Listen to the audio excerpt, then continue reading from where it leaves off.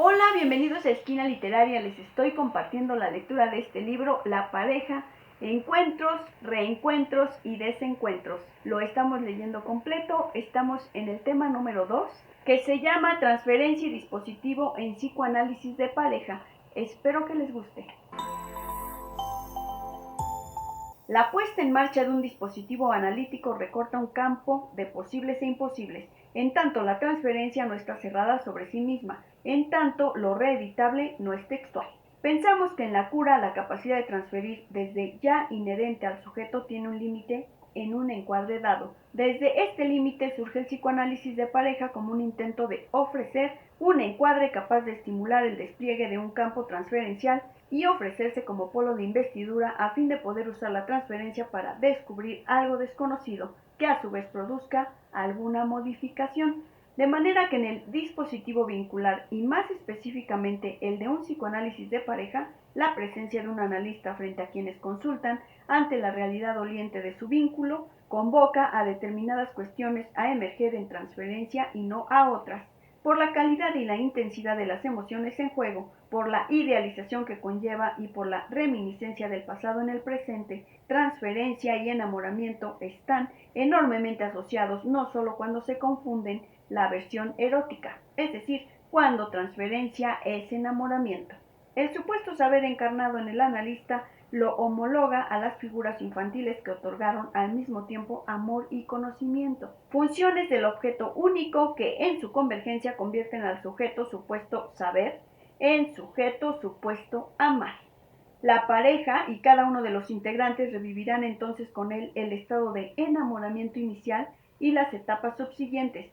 La actitud de rehusamiento del terapeuta constituirá una pantalla apta para que se despliegue allí una determinada configuración vincular. A los primeros encuentros, donde suele predominar el deseo de aceptación incondicional y donde el analista será provisto de las cualidades de salvador por parte de la pareja, seguirán otros donde se irán instalando en vivo las alternativas que revista ese vínculo.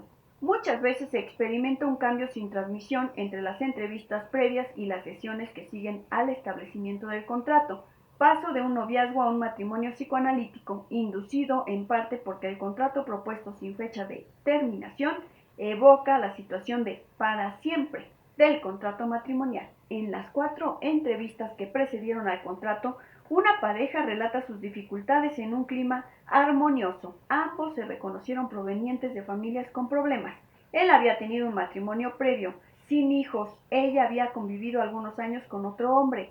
No se habían casado, pero tenían 2 hijos de la pareja. Expresaban al mismo tiempo su deseo y su dificultad para unirse. No estuvimos nunca frente a un cura o a un juez y ahora estamos frente a una psicoanalista.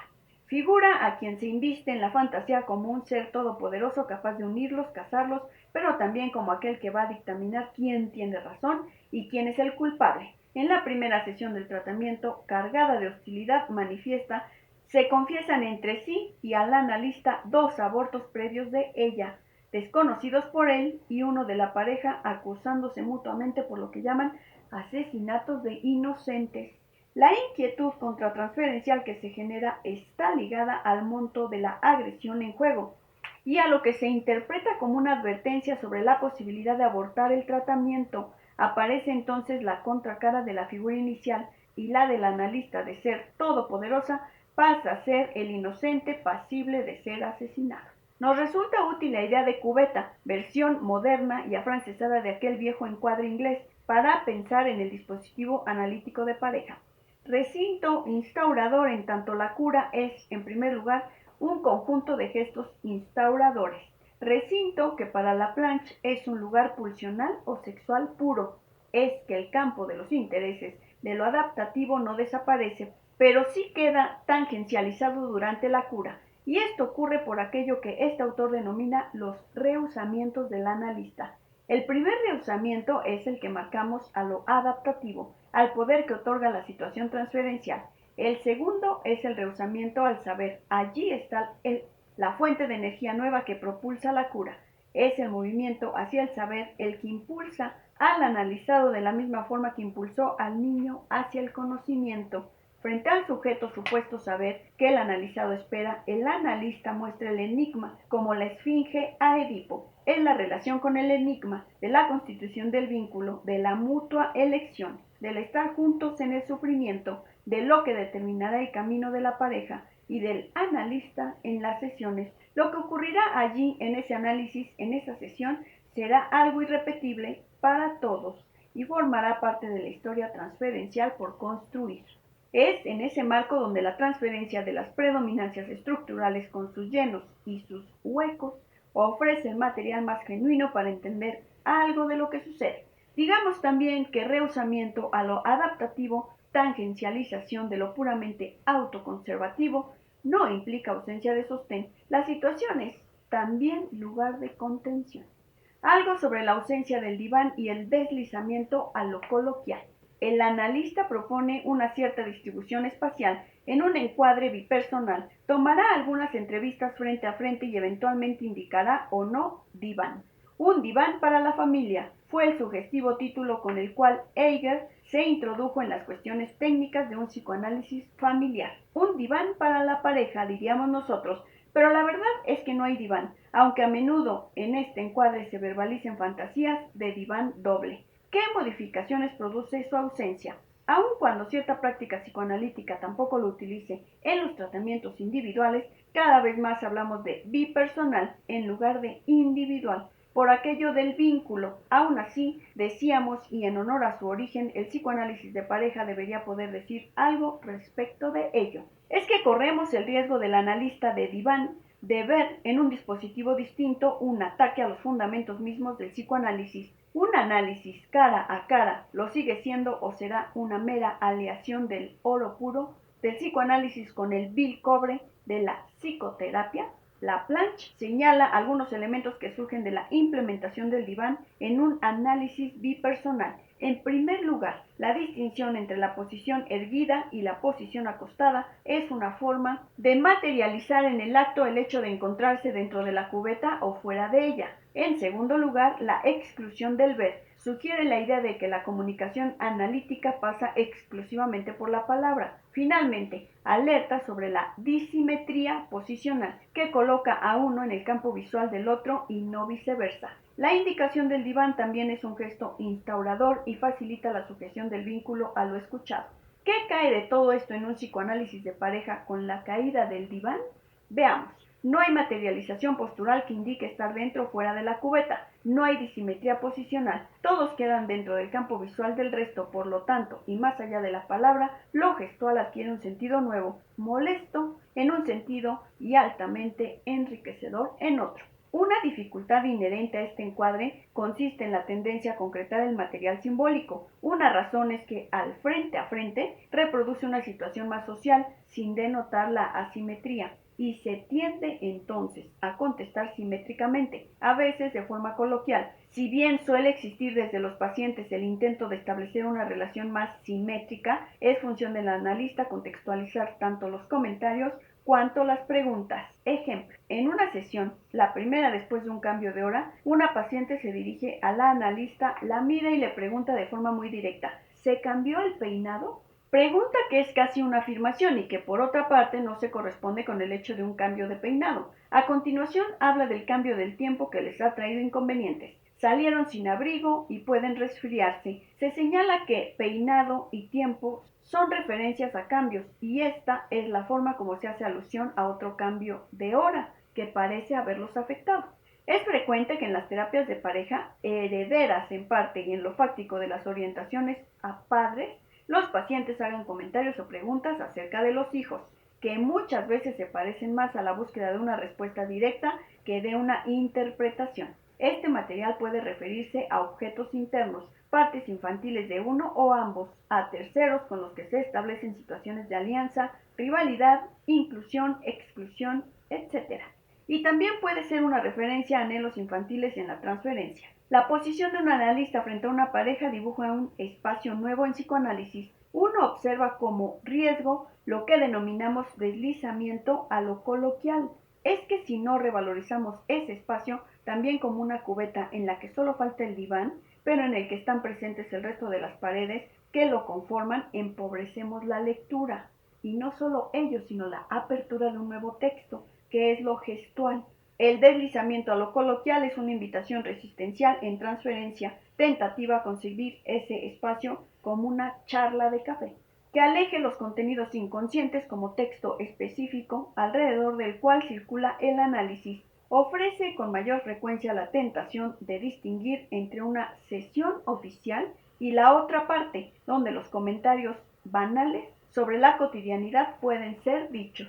Uno no puede impedir que se las arreglen para decir algunas frases antes que empiece la sesión o después que se les anunció su término. Así dividen su tratamiento en un tramo oficial, en cuyo transcurso se comportan las más de las veces muy inhibidos, y un tramo cordial, en el que realmente hablan con libertad y comunican toda clase de cosas sin computarlas ellas como parte del tratamiento. El médico no consentirá por mucho tiempo esta separación, tomará nota de lo dicho antes de la sesión o después de ella y aplicándolo en la primera oportunidad, volverá a desgarrar el biombo que el paciente quería levantar. Ese biombo se constituye con el material de una resistencia transferencial. En una sesión de psicoanálisis de pareja, la pareja entró en el consultorio y él dijo, mientras se sentaba tocando una planta, ¿cambiaste las plantas de lugar?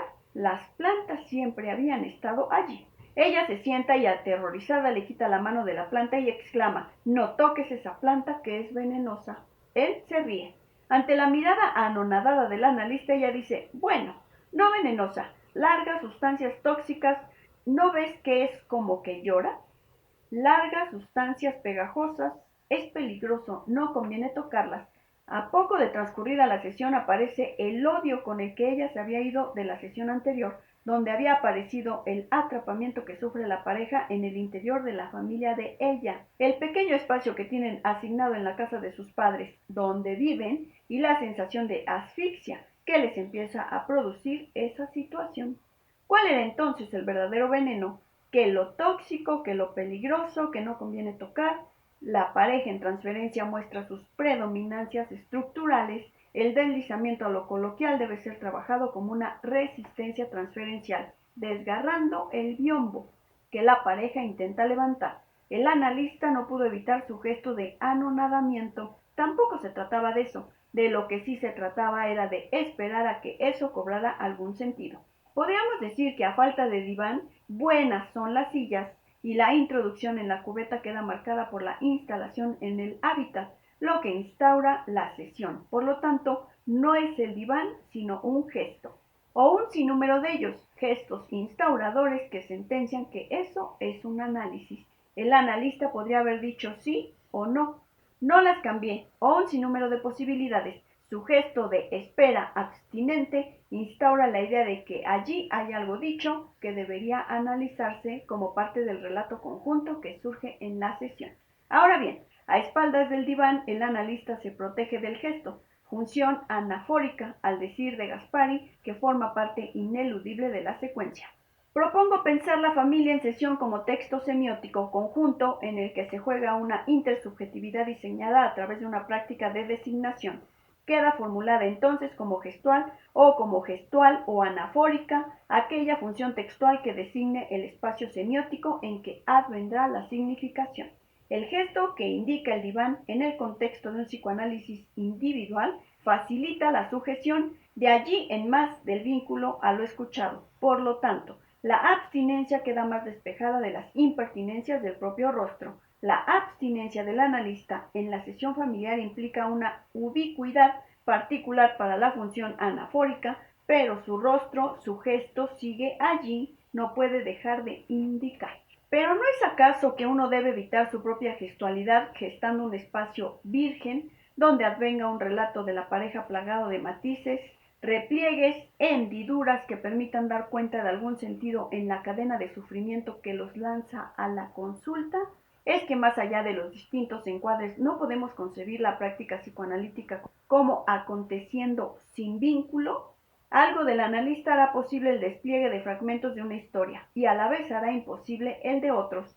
Hacerse el muerto sin memoria y sin deseo, o el analista como espejo o teléfono neutro, son imágenes hermosas pero de una alegoría imposible. Si el psicoanálisis se trata de hacer la historia, La historia es también la nueva historia transferencial que se gesta allí, en ese espacio, cubeta, que tan magistralmente definió Laplanche. Esto no supone en absoluto un analista en función adaptativa, haciendo jugar su historia deseante y su cadena de ideales. Aún más, en lo referente a lo que es ser pareja, el análisis de pareja solo es posible si se fundamenta en sus rehusamientos constitutivos y genera un espacio enigmático que succione la emergencia de aquellos pactos y acuerdos constitutivos del vínculo. Pero para eso hace falta un analista vivo, no atado a posturas indicadas, a posiciones caricaturescas. Hace falta un analista que trabaje aún sobre lo que su propia gestualidad produce en la cadena asociativa.